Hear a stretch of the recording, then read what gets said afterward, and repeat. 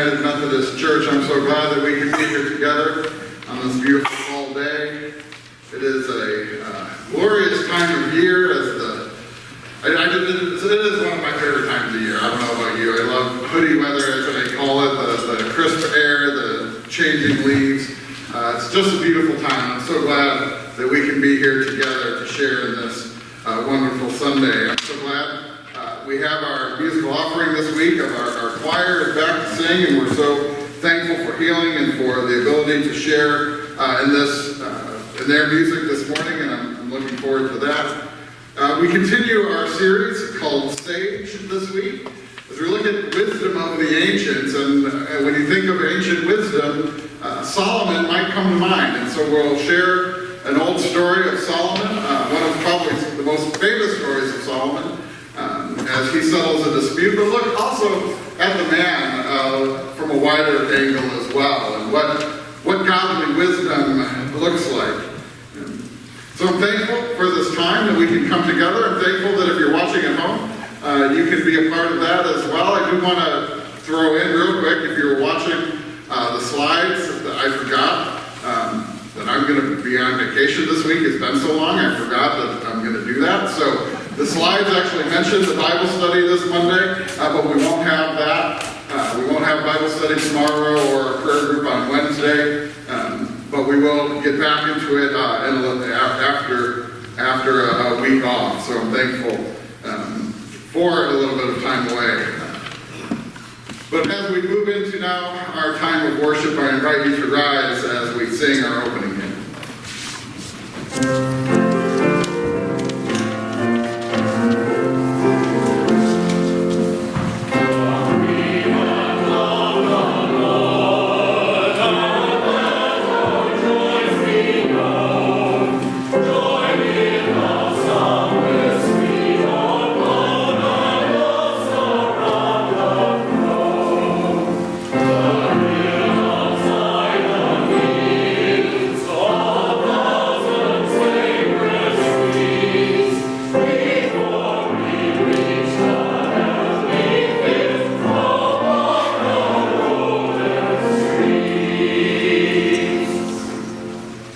Please join me now in our prayer of confession.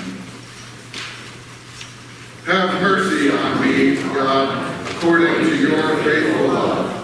Wipe away my wrongdoings according to your great compassion. Wash me completely clean of my guilt.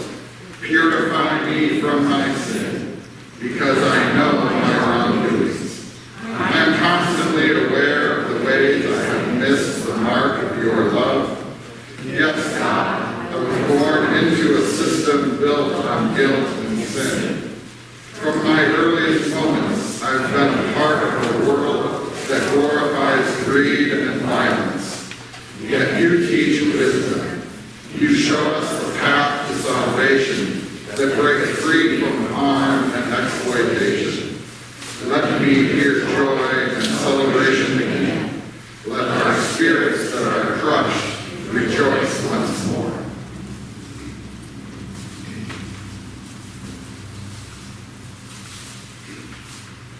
Hear the good news.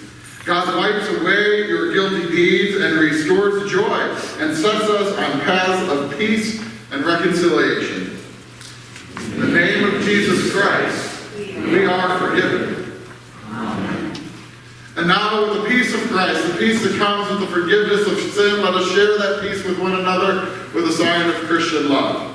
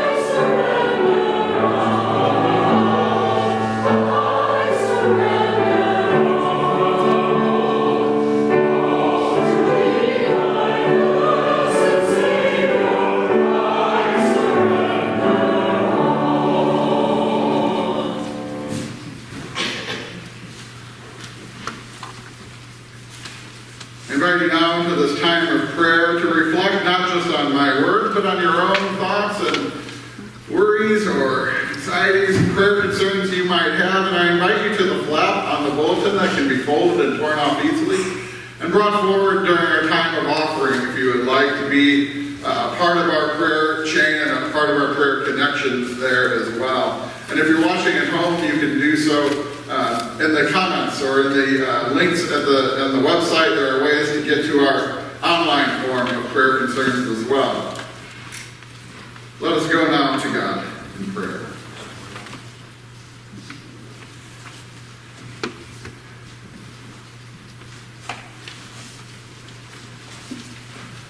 O holy and gracious God,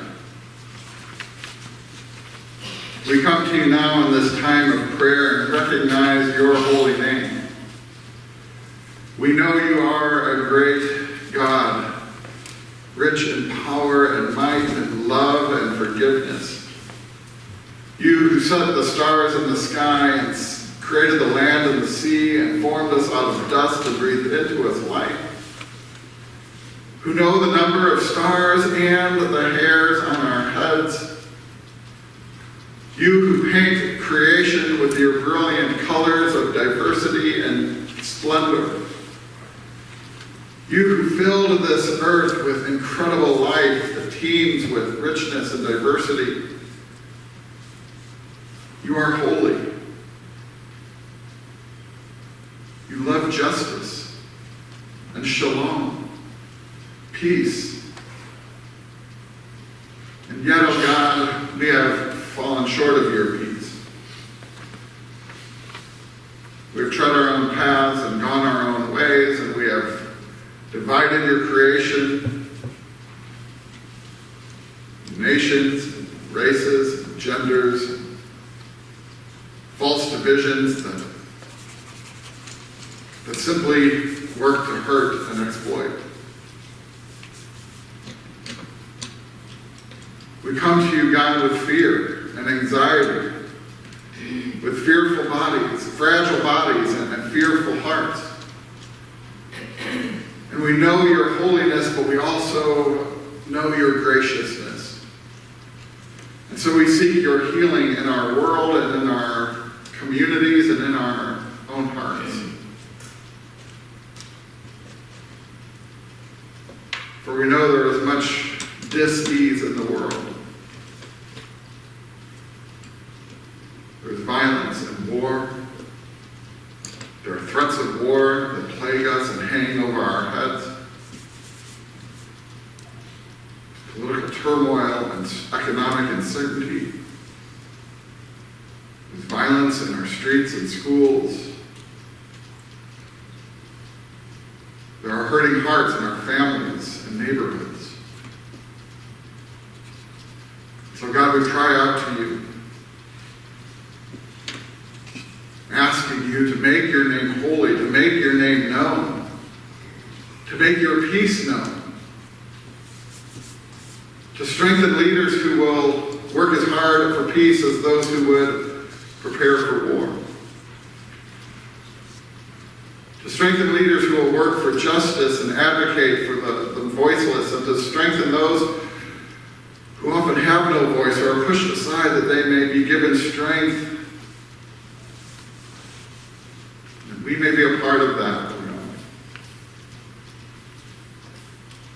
We may be healed so we can be a part of your healing.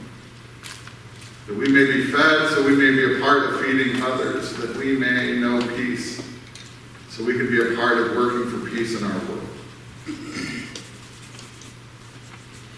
So we lay these things before you, God, both the great matters of the world and the intimate moments of our hearts. For we know you hear us. And we lay them out before you. And we seek your wisdom to know. We seek your wisdom to know how to act, how to move forward in the face of all of this. We seek your wisdom. We seek your love, your grace. And we seek seek your Son, who taught us to pray together. Our Father, who art in heaven, hallowed be thy name. Thy kingdom come, thy will be done, on earth as it is in heaven. Give us this day our daily bread, and forgive us our trespasses, as we forgive those who trespass against us. And lead us not into temptation, but deliver us from evil. For thine is the kingdom, and power, and glory forever.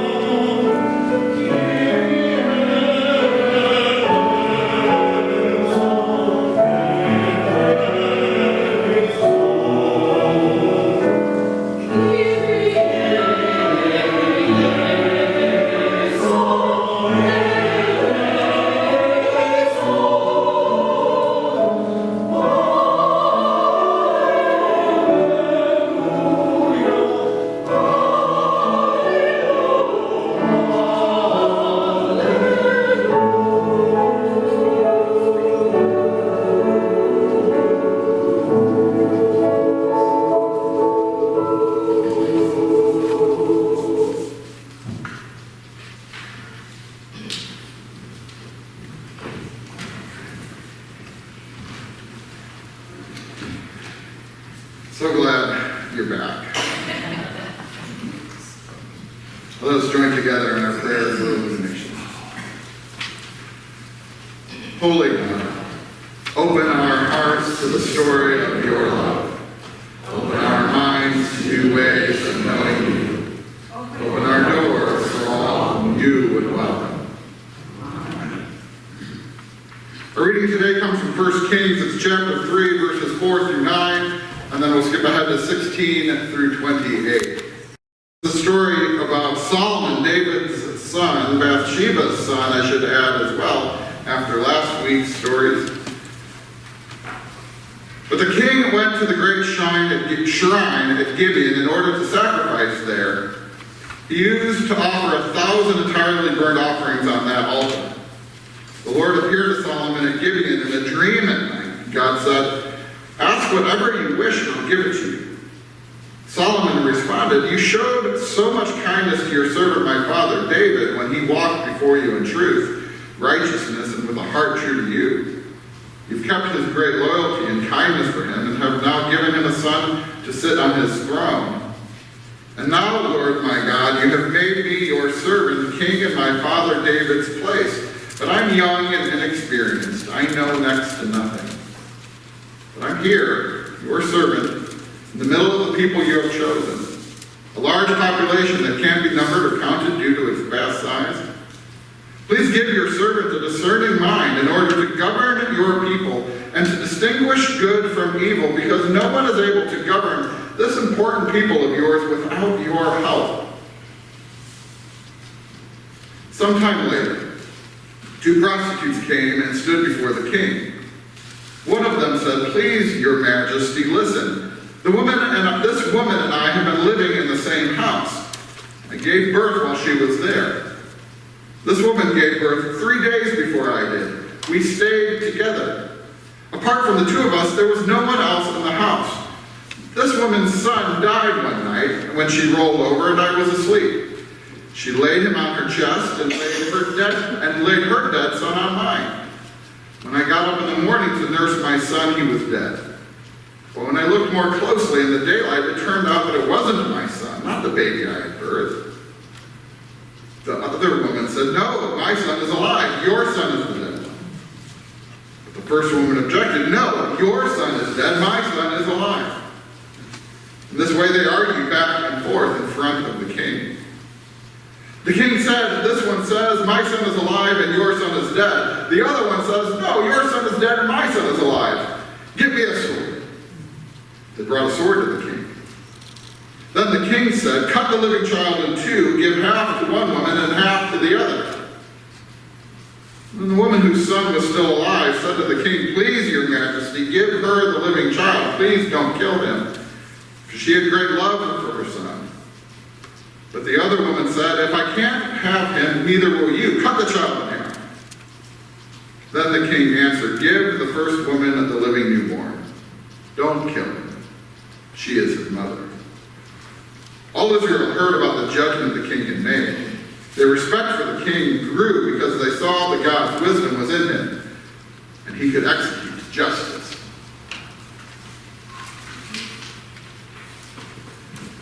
The story of Solomon and the disputing mothers. Now, there's a lot in this story that is troubling.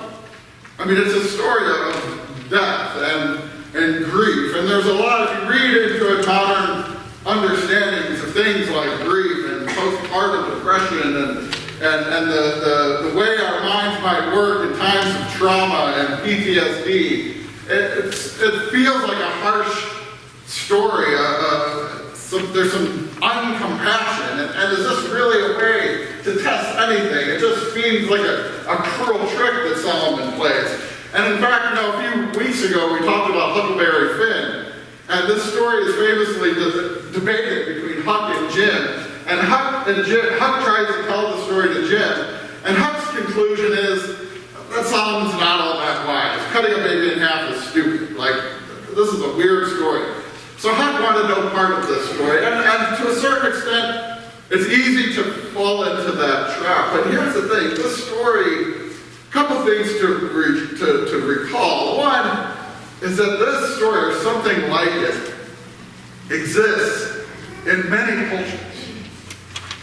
It existed it's in some ancient Buddhist texts. It's in some ancient Chinese texts. The story of disputing mothers. And in fact, there's a story in Indian text of two, it was a legitimate mother, and the other mother was a sort of spirit in disguise. It was a changing sort of demon creature, but it looked like a woman. And they came to the king with the same kind of dispute. And that king's decision was have the two women play tug of war, and whoever wins the baby will be the mother. And in that story, the one that the real mother lets go because she sees the suffering of the child. And in that moment of compassion, then the king is able to say, well, clearly this is the true mother.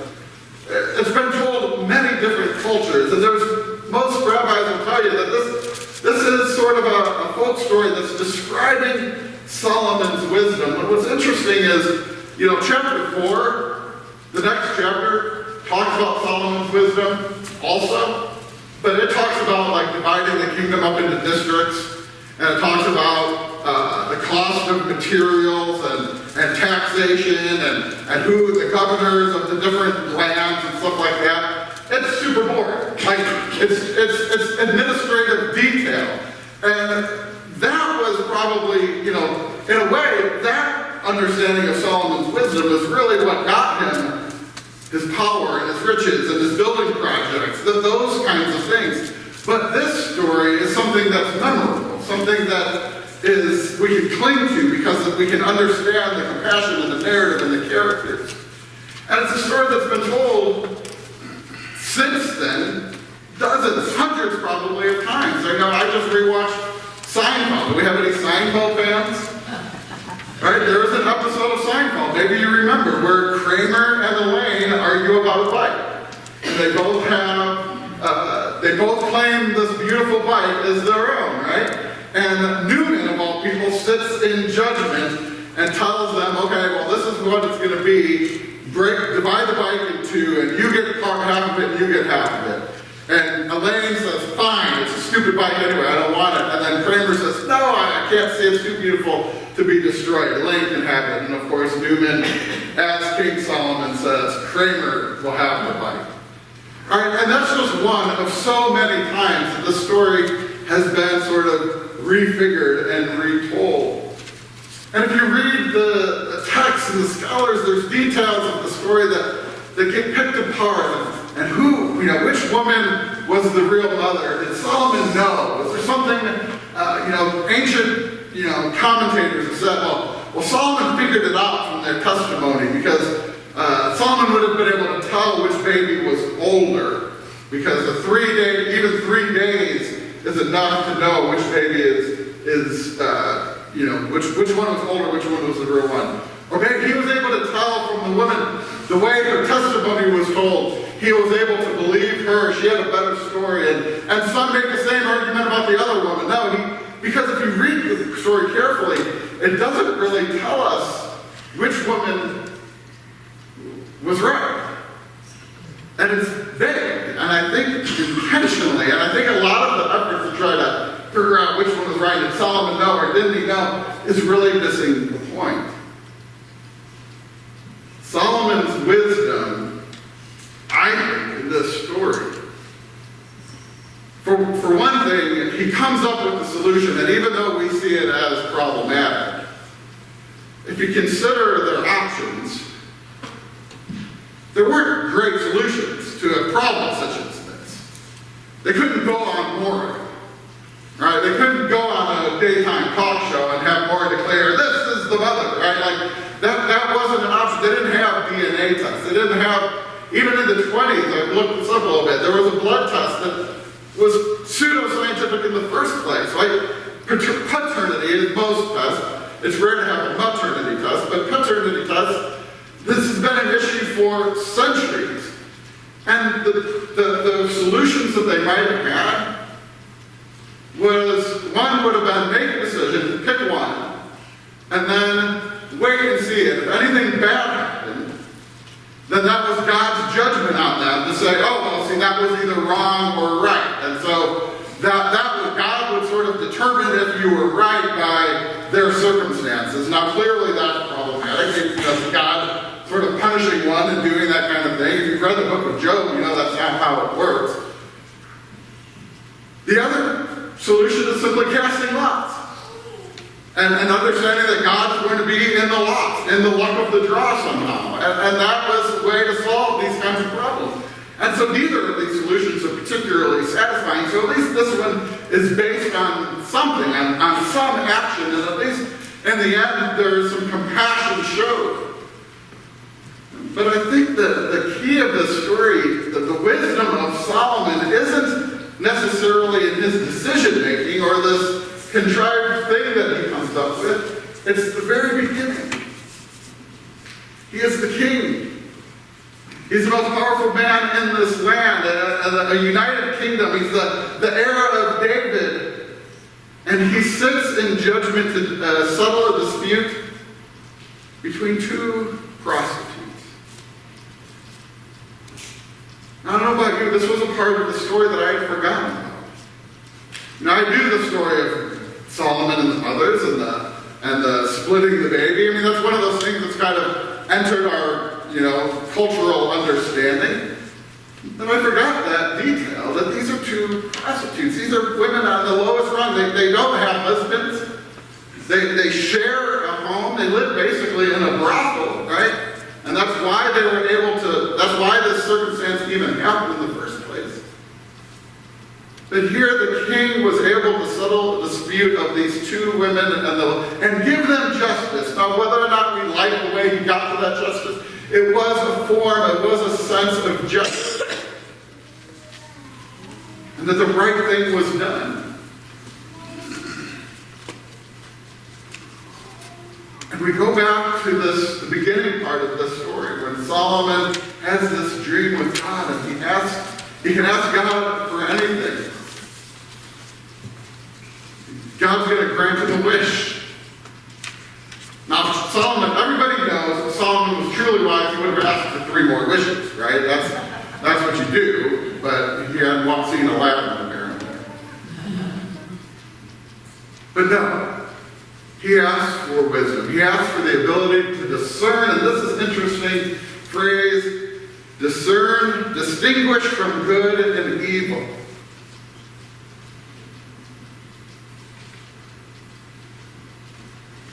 This ability to distinguish good from evil is the exact ability that Adam and Eve were granted when they ate of the fruit.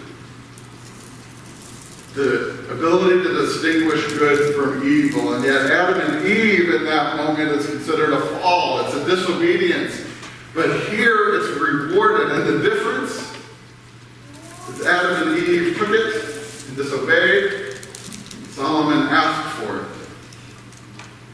And it was granted. And not just asked for it, but asked for this ability so that he could govern. Right? Solomon came in this moment with great humility. Even though he was king, even though he was heir, he knew he was young, he was inexperienced, he recognized his own faults, he recognized his own weakness, and he came to God in humility, and he asked for help, not for his own good, but so that he could help others, so that he could be a wise ruler. And this is the heart of godly wisdom. Godly wisdom is not just knowing a lot of stuff. It's not just being able to go on Jeopardy and win and beat Ken Jennings, right? It's not just being able to do really well in trivia contests or know a lot of stuff. And it's the ability to know and discern for the sake of others. And that's what Solomon asked for, and that's in this story what Solomon did. He took that knowledge, he took that wisdom, and he used it for justice between two of the lowest of the low.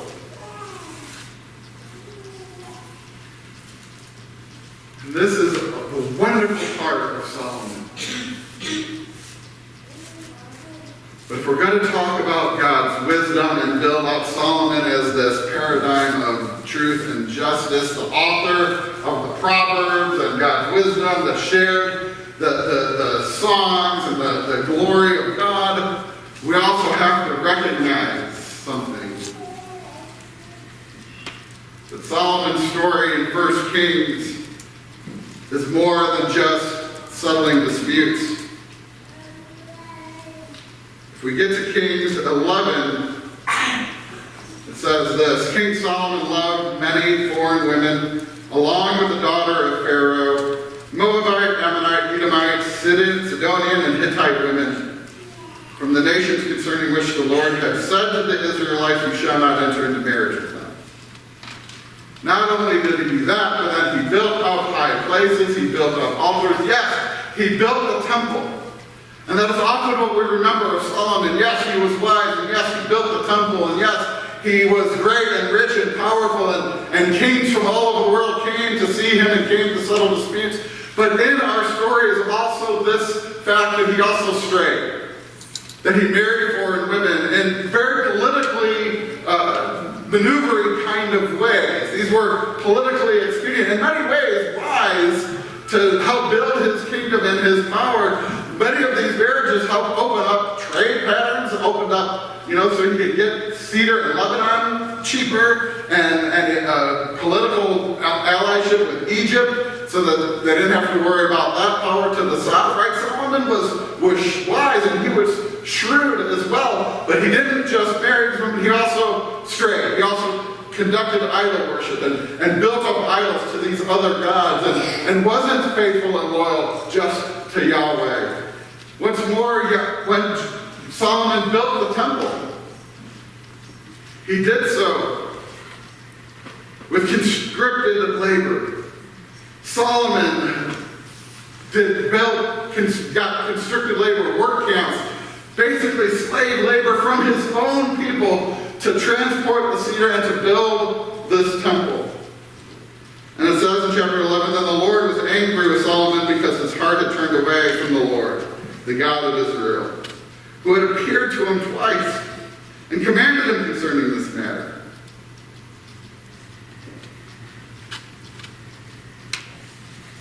And what we have in our biblical story is this incredible truth-telling about men like David last week, who was the great king, the conqueror, the shepherd, the one who faced Goliath and had courage and strength, but then got to a point where he was willing to just sit on the couch and send other men's sons off to die and take Bathsheba for his own. Right? The warning that Samuel had given the people way back when they said, God, give us a king. The prophet Samuel said, you don't want kings. Kings conscript your sons and take your daughters. They tax your land. You don't want a king. You don't want to be like every other nation. You want to be God's nation. But they said, no, give us a king.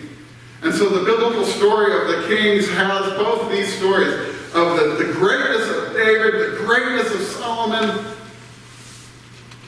but also their faults and their frailties and their unwillingness to be loyal and the mistakes that they make.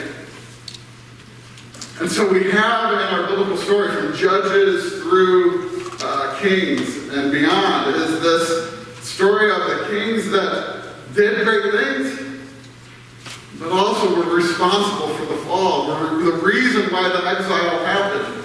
That this kingdom that was built was also destroyed. This kingdom that once reached great heights also fell apart. And so we have the story of the kings and their great achievements and their wisdom and their power and their courage and their heroism, but then we also have the story of the kings and the ways they fell. And this incredible, truthful story is a part of our story. And I think about this, how important it is to have these stories, to have this truth, to have this ability to look at our history and say, yes, there were great things, but yes, there was faults. And I think about us as a people.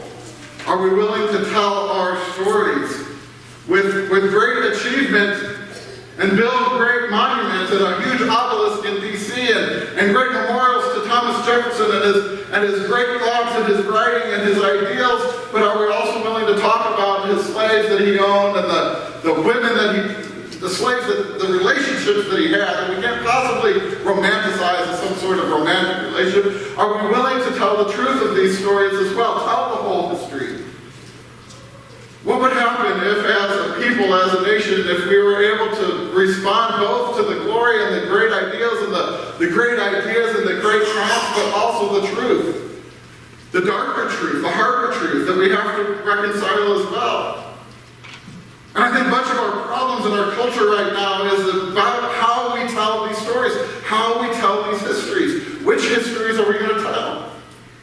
I'm a history student by nature. I was a history major. I still connect to history podcasts and read history books.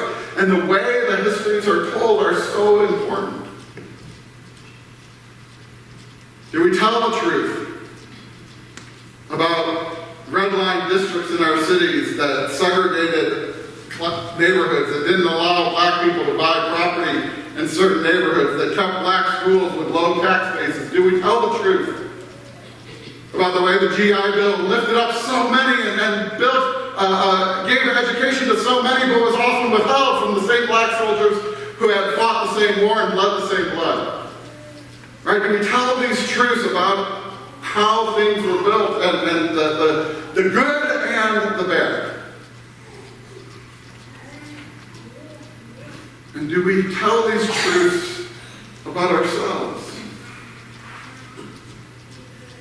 That none of us are as bad as our worst deed or as great as our biggest accomplishment. None of us should dwell in the darkest places in our lives. When you think back in your life and those things that you regret and those mistakes that you made and the people that you hurt, that's not the totality of who you are. And those things hurt, and they might still linger depending on, but you're also called to forgiveness and called to grace, but forgiveness even of yourself. But we also should know ourselves and be honest with ourselves, know our frailties, know our shortcomings, know not to dwell in our grief and guilt and shame and think, oh man, I'm such a horrible person and I'm not deserving of anything and I'm just ugly and nobody likes me. And believe me, I can live in that place. I can go there real quick. And many of us can.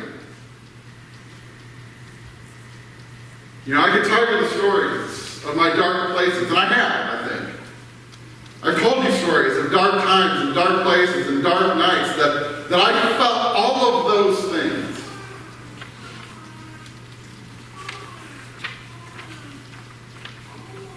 I love that song. Anyway. But you can also, you're not supposed to live there.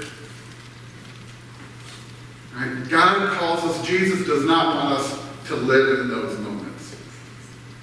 When we feel abandoned, when we feel that God has punished us, like Solomon in chapter 11. There's the chapter 11, but then there's also chapter 3, right?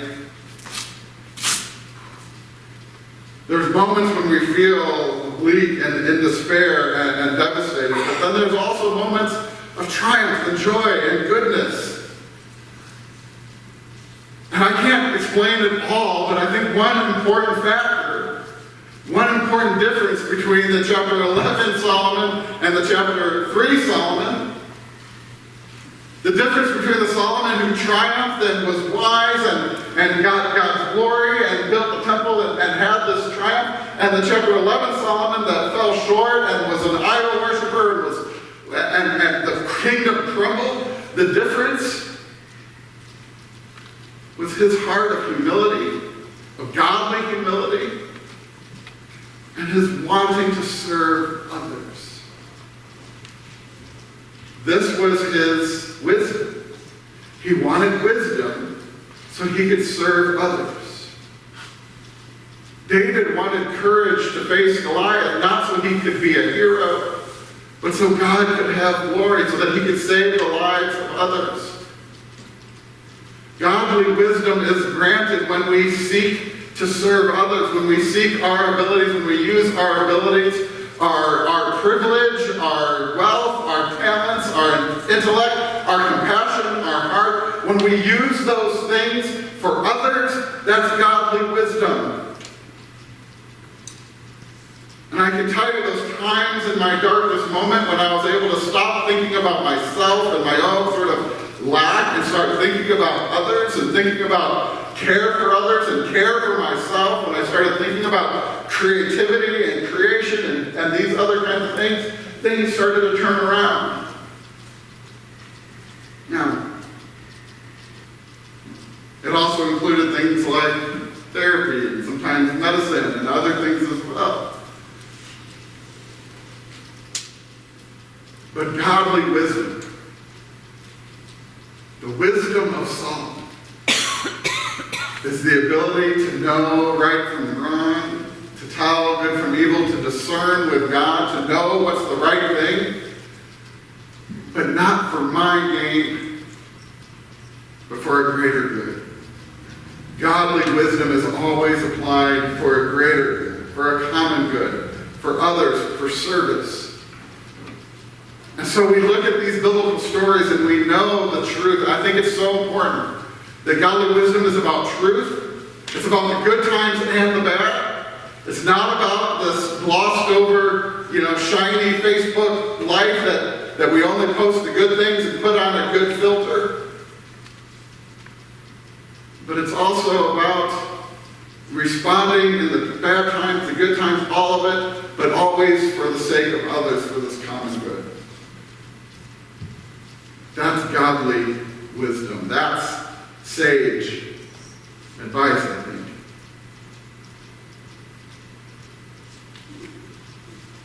Hold yourself gently. To know you're not the sum of all your achievements. You're created in the image of God and good. And yes, you've fallen. Yes, you've made mistakes, but you are still loved. To hold yourself with gentleness and truth. To tell our story as a people, with the good and the triumph and the ideals, but also with the honesty of the mistakes we've made, so that we can move forward dealing with things honestly. But always know that godly wisdom is wisdom we take from God, understanding, knowledge, love, compassion, for the sake of others. This is why we gather. For a good that's not just about my good heart, my goodness in this moment, but for a goodness that we can share. And a confession we can share, an assurance of grace that we can share, and spread to one another with a sign of Christian love, and then go forth from this place knowing we are loved. We are good. And so let's do some good for the world. That's godly wisdom. It's good for the sake of the world.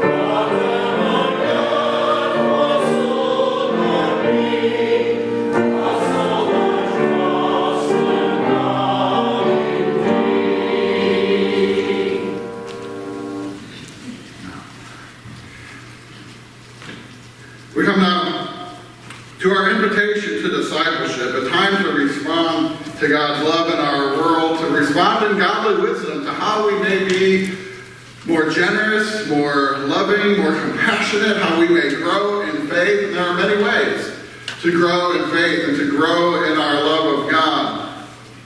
Today is our Charge Conference. And that is a gathering of the church leadership in Kelowna today at 1 o'clock. And so if you could be a part of that, you can do so. Or if you'd like to pray for us as a church. As there are some things that are happening in the denomination as our conference is reconfiguring and trying to sort out ways to be United Methodist in the future. And so there's some important information that will be a part of that meeting as well. But also, on a more fun note, our youth are gathering to go to Happy Joe's, to have some pizza, and then go to the Corn Crib and enjoy the Corn Crib Fall Festival. Last week we had our trunk or treat over at Trinity, and we had a couple of drunks from Two Rivers there, and I had an amazing costume. You missed it. I had my Philly sweatshirt on and a sheet mask. I called myself Kyle Schwarbaugh. But anyway. You have to be a baseball fan to get that one. But so anyway, I'm thankful that I'm going to be off for the week of the World Series. I can stay up nice and late and watch the Phillies. Anyway, we are so thankful for the many ways that we can grow, and for that combined youth ministry that continues to grow and be a part of that as well. Our Young Lions Roar program started this week. And there was some small groups. We had a few kids come on Monday and Tuesday. And we started to work on some poetry, some writing prompts, some lyrics, and some amazing stuff was created just in those 2 days. So myself and Aubrey are there, and we're so thankful for that. If you would like to be a part of that, just offer your mentorship, offer a listening ear, just some friendship to the kids that come. You can be a part of that as well.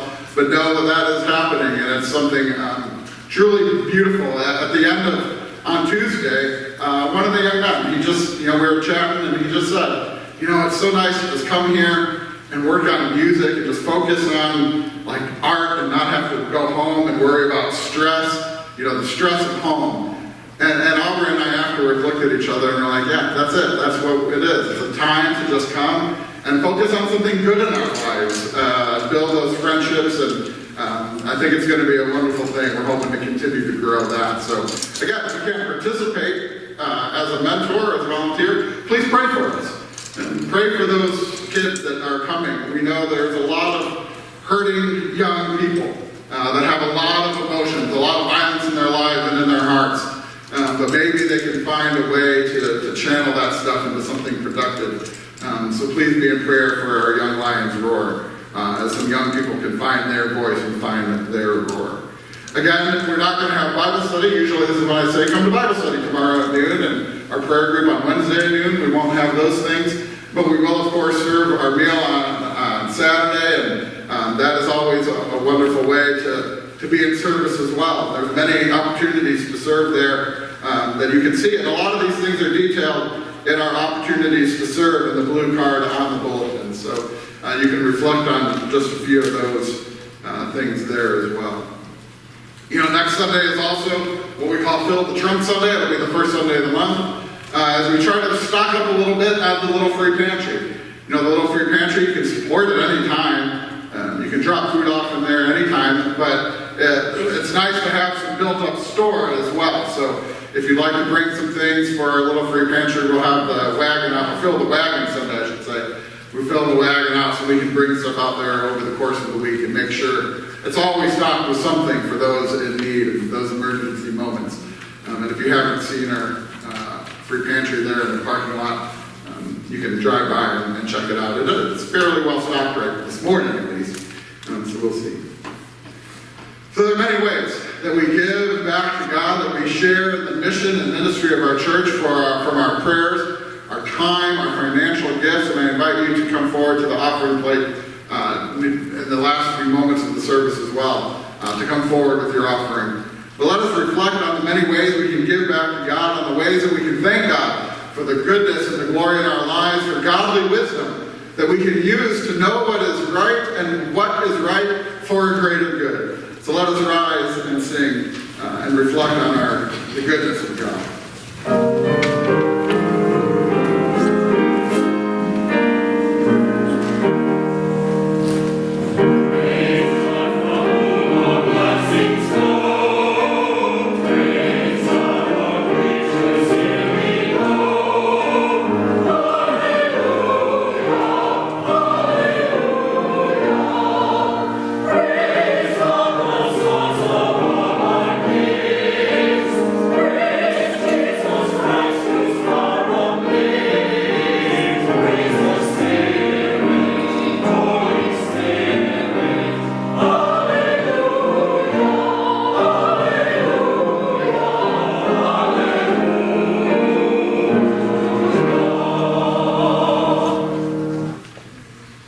And now, be in awe of the Lord and serve him with wholeness and truth. Put away your idols and focus your energy and love on God.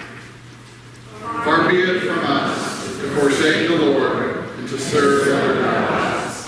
For the Lord our God brings our ancestors and us up from the land of Egypt, from the house of slaves. And it was he who wrought before our eyes these great signs and guarded us on our way. As for me and my house, we will serve the Lord. Amen.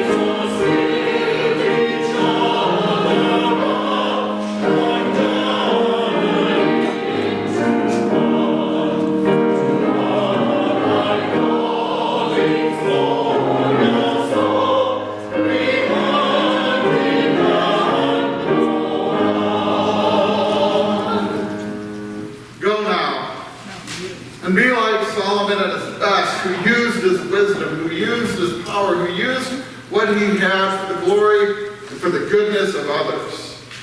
Go in the name of the Father who is creating, the Son who is redeeming, the Holy Spirit sustaining us all. Go with wisdom and go